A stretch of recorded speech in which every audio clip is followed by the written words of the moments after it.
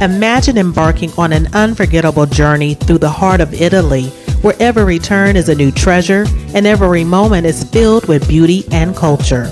You start your adventure in Rome, the eternal city. Next, you venture into the rolling hills of Tuscany, where the air is perfumed with the scent of vineyards and olive grove.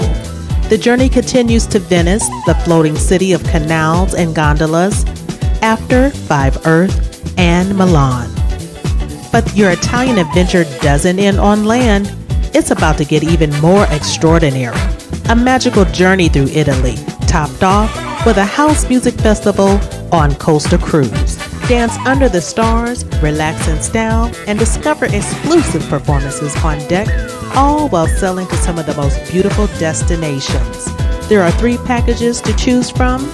Sailing dates are from September 24th through the 28th, 2025. Book yours now at festivaloncruise.com. Hi, everybody, and welcome back to Heidi's house. I'm your host, Queen Bee Heidi B. And today, in our 11th episode, our featured guest is amazing artist, singer Ania Garvey-Wells. I'm so excited to have her joining in this podcast and find out more. So, are you ready? Then let's go. So here she is, Ania Garvey-Wells, here at Heidi's House podcast. Welcome, welcome, welcome. Thank you. Thank you for having me, Heidi. I'm so happy to have you here. I'm just as happy to be here. And I have to say that, straight from the beginning, I just absolutely love your voice. Oh, I think it's one of my favorite house music voices for a moment, and that I have heard that it's really like it touches me. Wow. Absolutely beautiful. So that means a lot. Yeah, I'm super happy to have you here and to learn a little bit more about your history and background as a vocalist and also some future plans. So I'm a great fan. Thank you. So as you are our featured guest today, so I'm just gonna go and continue straight to our first question. All right. So for those who might not know, could you tell us a bit who is Ania Garvey-Wells? Well, it's Ania. Ania. Ania. Yes. Ania. No worries. I've been called worse. But I am actually born and raised in the Bahamas. Mm-hmm. Although most of my life has been spent in the United States. I've just recently moved here in 2020 from Florida, in the US, with my husband. 2020, when COVID hit, a lot of decisions had to be made. I'm sure not just with me, but with a lot of people. And one of them was that I deliberately leave everything else behind in Florida to be with my husband here. So here I am. We live obviously in England, and I'm enjoying myself. Actually, everything that they said about England is true. The weather. It's wet. It has 4 seasons in a day. And I think maybe one thing they had it wrong was the food was not flavorful. It's not true. The food is quite flavorful. But they do drink a lot of tea. Yeah.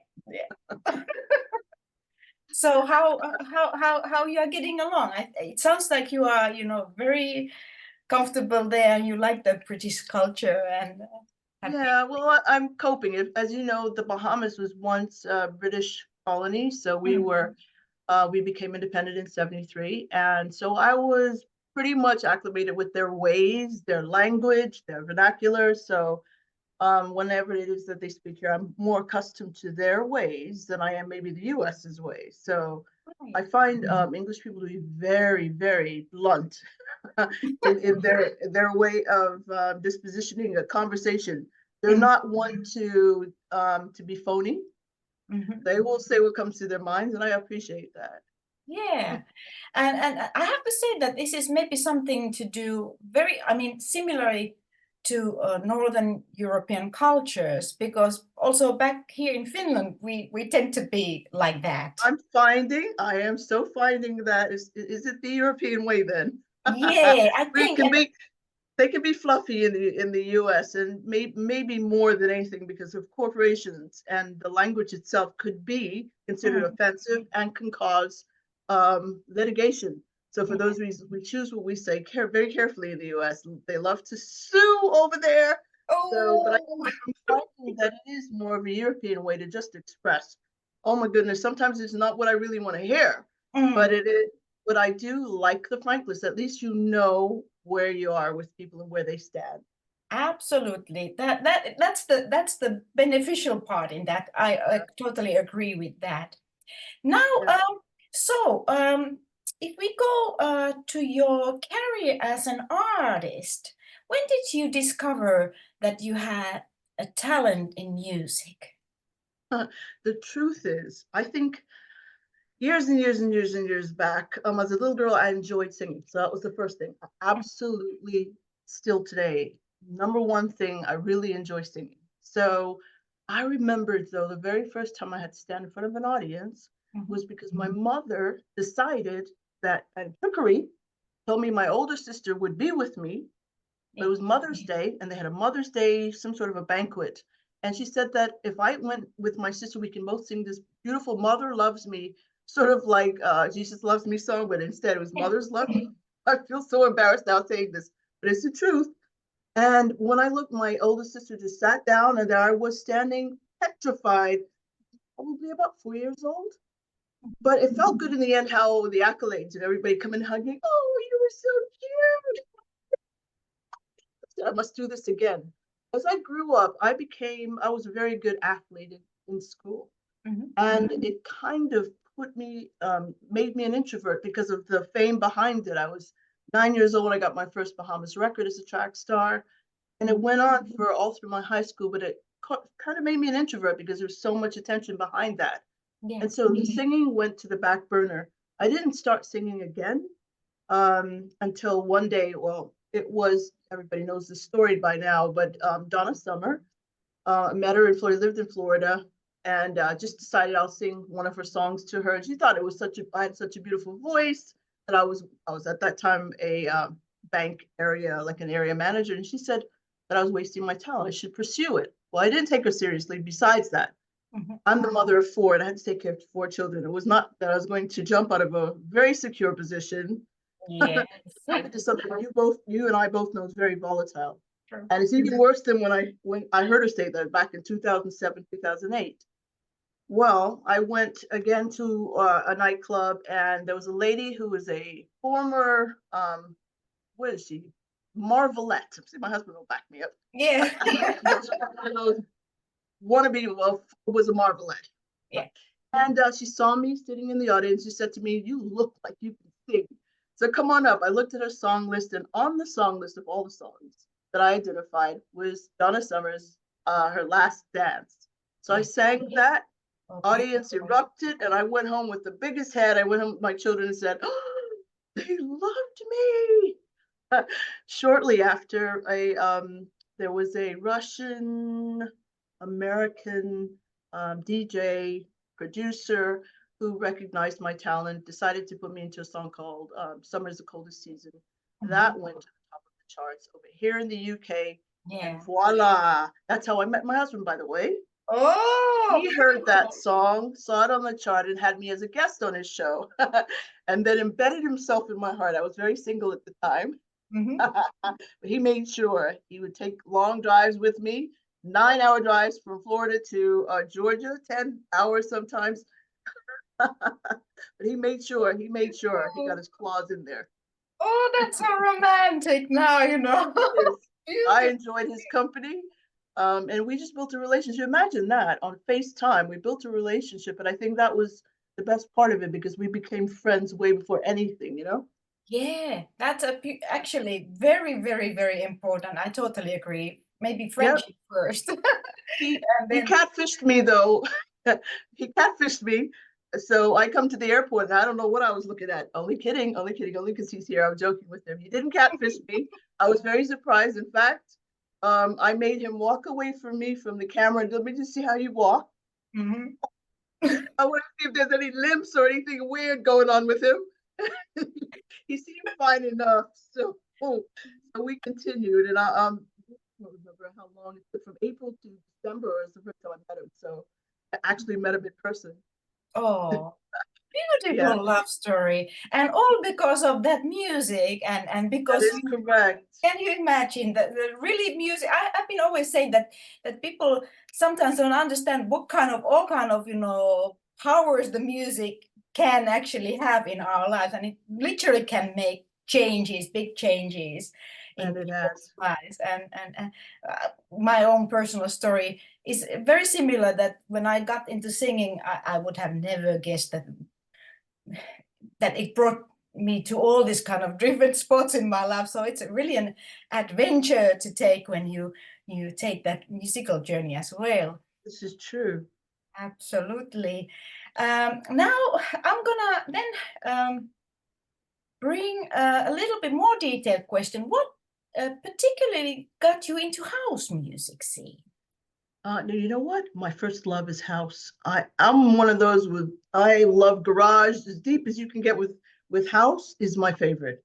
I Beautiful. mean, things like, for instance, Show Me Love, and that's something I sing live as well, but Show Me Love, Robin S. Yeah. Oh my gosh, yes, that song touched my heart. It meant a lot to me back in 1995. I was going through some craziness with my first marriage, Mhm. and it just exemplified everything that I was feeling at the time. Yeah. But the sound of house music, oh my gosh, it is so moving. And no matter what mood I'm in, I can put on house music anytime, any day, and it will alter me to my very best.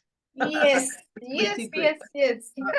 Yeah, it's my secret to a happy life. I love house music. True. And I have to say also that I have, from the very early age, been resonating with the house music. It's that famous vibes that people are talking about. And just like you were saying, those songs, they are quite often, especially the classic ones, they are having the powerful stories and messages, that it's enjoying the life, and it's about dancing and feeling the music, but many times they have powerful messages.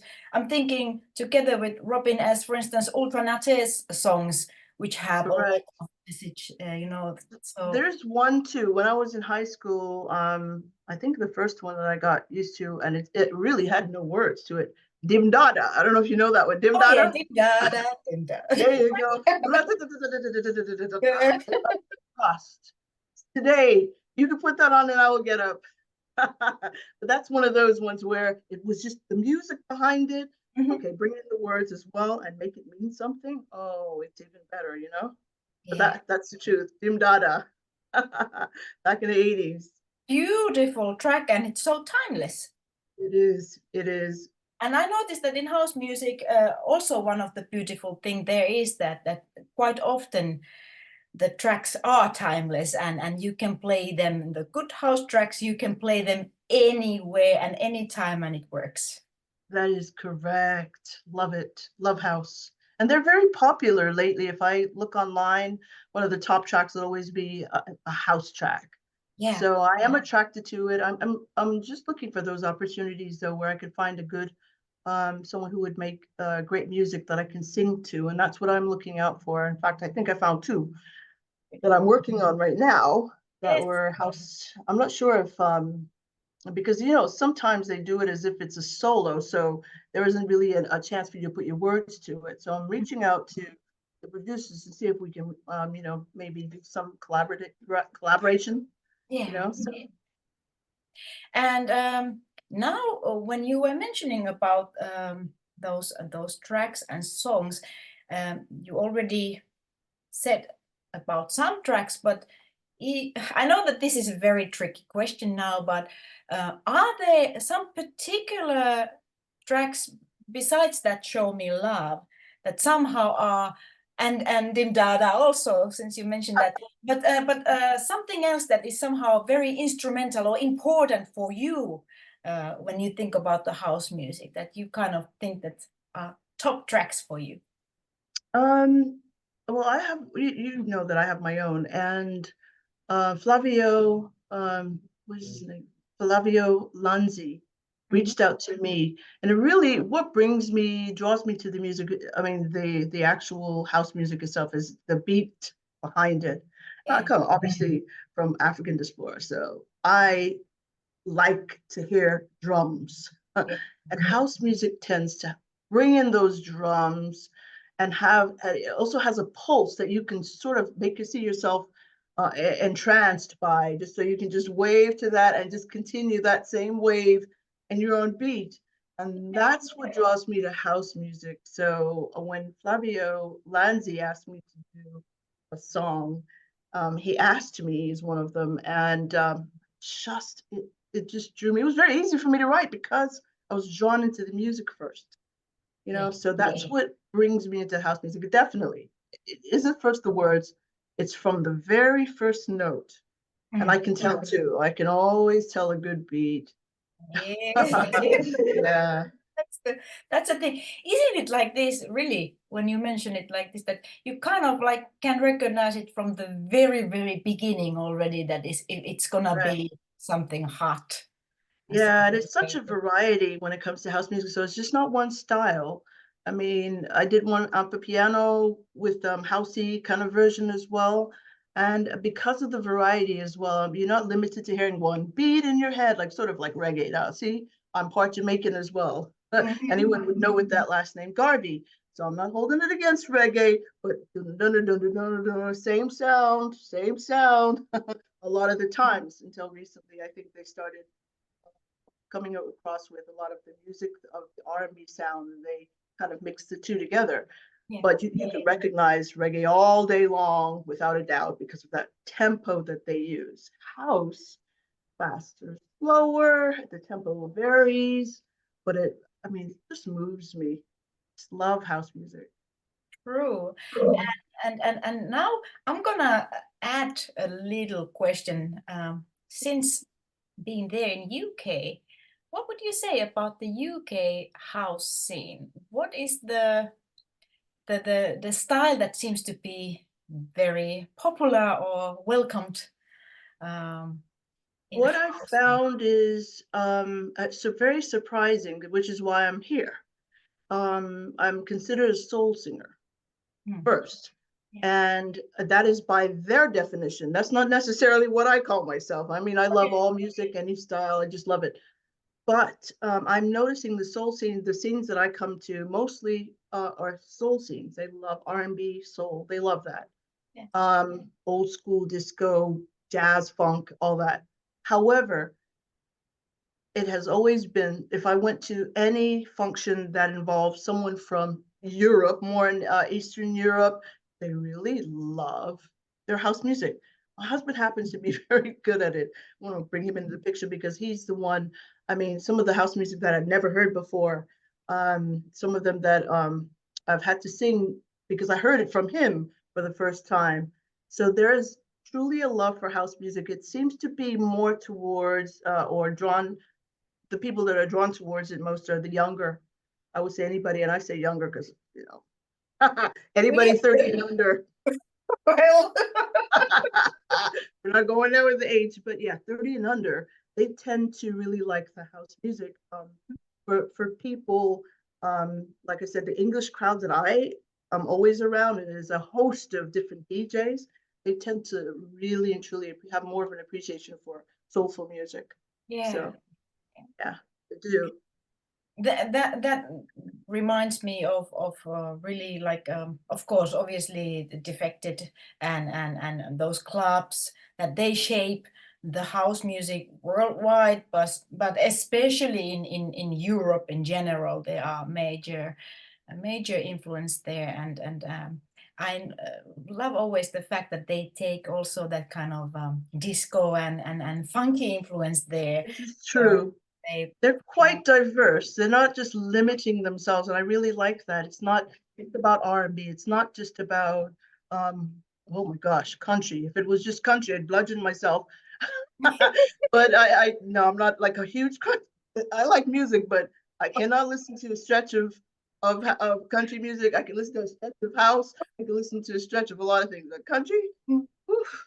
That's not Although I your. do love and appreciate the words, you know. Yeah.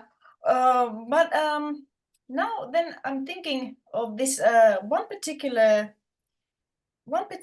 brand or genre of house that is also very popular, seems to be there, is the UK garage. What is your thoughts about that?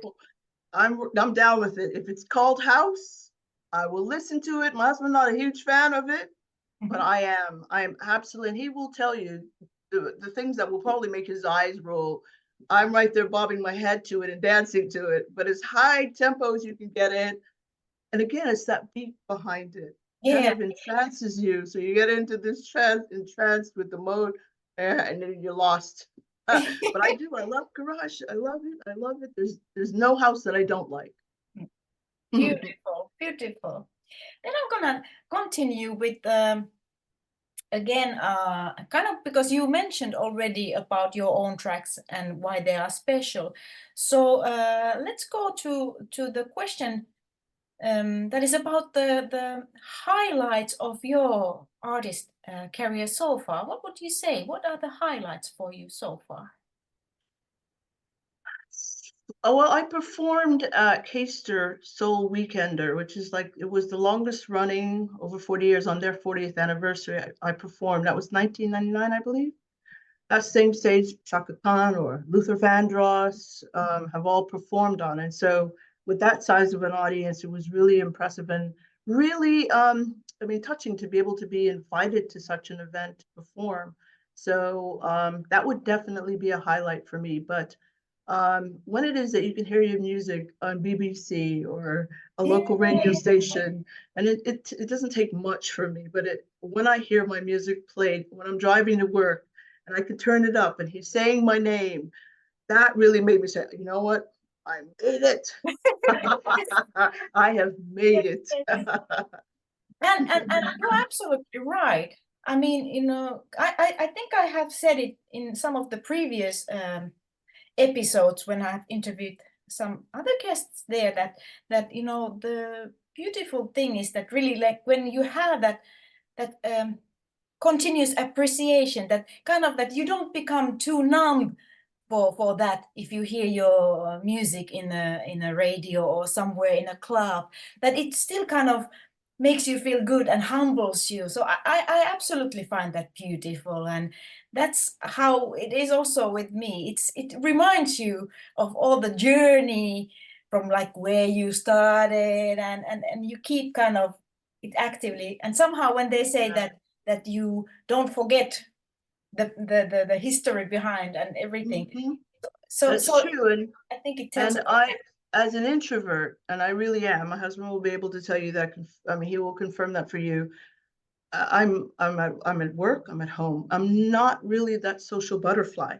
Mhm. I mean, I don't know how if it's to my detriment or not, but I am not a social butterfly. So I tend in a crowded place or a social setting be an introvert as well. So I'm sitting in a corner, enjoying the music, watching it. I'm a watcher, I'm a people watcher. So in my head, I'm enjoying myself.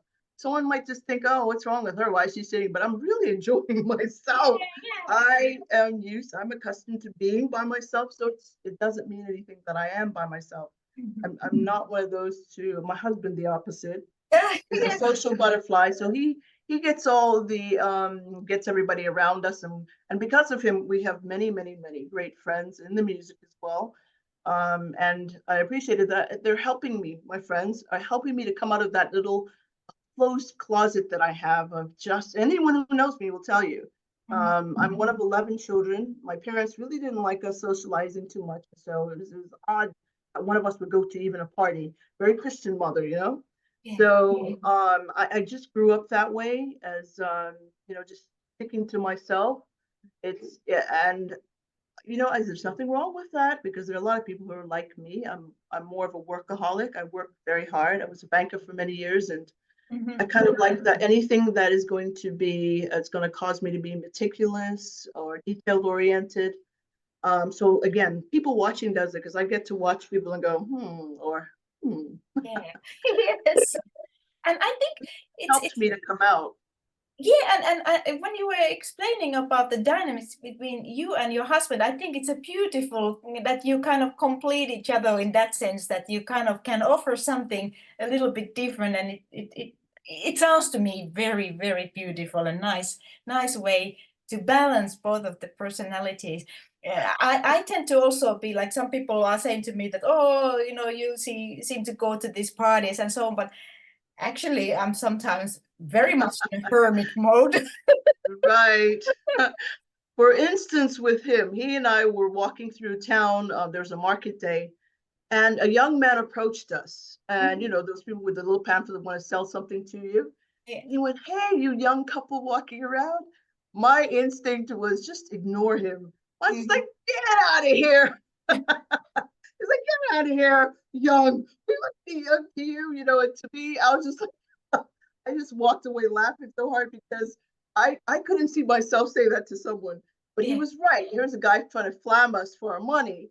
And he was just Yeah. direct. He's like, "Get out of here." In typical English fashion, "Get out of here." Very straight. Very straight. Exactly. Now, I'm gonna continue to a little bit different kind of question, which is kind of exploring your contribution to this house music community. What do you think and feel that is your message, so to say, or your contribution? What do you want to share when it Yeah. comes to house with the global house music community? Yeah. Well, as I mentioned to you before, I'm much of the introvert. And with house music, I mean, there's one of my favorite sayings is you can throw me to a pack of wolves. I'm going to come out being the leader. Mhm. So when it comes to house music, because of that introvertedness, don't worry about that. This girl will come forward. So house music to me, and the way that it contributes overall is it's a personality changer for me, and I can do that alter ego. I can become that alter ego. Nobody knows it too. Everyone is shocked when I tell them about me being an introvert. No way, you're not an introvert. I really, I tend to stick to myself and my dog. But so basically, when it comes to house music, um, being entrapped in your own little, nestled into your own head, and that's kind of what introverts do. They kind of put you in their own little head. So it encases me into that little world, and just for that length of that song or those songs, I'm in my own little world. There's a disco ball in there. And I'm dancing like nobody's watching. Exactly. I'm dancing like nobody's watching. Woo. And I love it. Yeah. I feel you on that totally, and I believe also that when you give yourself that space, it's also a beautiful place to be creative, and that's kind of you're doing your own thing. So I actually would say that it's something that people should sometimes try, Yeah, to they really should. have that Yeah, space for the take a chance. yeah. So then I'll have two more questions. Sure. And the first one would be, or what are your current projects? You mentioned a little bit in the beginning that you are working with some of the producers, but what's next for you in the near future? Well, UK's been great and as has Ultimate Soul UK in having me have many live events. So many, I've lost count right now. But coming up, I think the next one is at May, and my husband will confirm that for me. There's another event in May, which is that May 25th. And what is it? Boogie Nights. Yes, Boogie Nights. And I believe it's in Bury St. Edmunds, right? At the British Sugar Club. So thank God for him. I mean, sincerely. Otherwise, I'm writing and writing. I never remember the names. I'm horrible about the names of these places over here, so I depend on him highly. And then shortly after that, there's another event. So put it this way, there's a series of events. I usually post them all on Facebook or in Instagram, my two favorite spots. And I would generally post them on my page. In fact, you can see two of them posted now. I love live events. I think there's a different persona. When you see me live, is different than just hearing me sing the song. And people are always astonished with the fact that my sound is genuine. And the reason why that is because I don't have auto tune on my voice.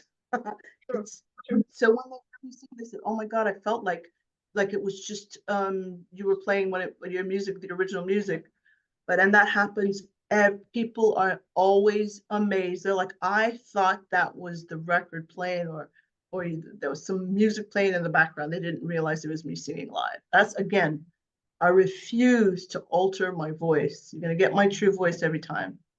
True. I am with you on that because the thing is that well, we would have another episode fully on this topic probably, but really, when my personal take is also that we lose the personality if we start to mess up with the technology like that. Yeah. What's the whole point then, really? Because we are all unique and we have unique voices, so we should be embracing them, and that's the way of making something more special and memorable and truly to make art. So Right. I'm with you on that. Plus, it really, I would say that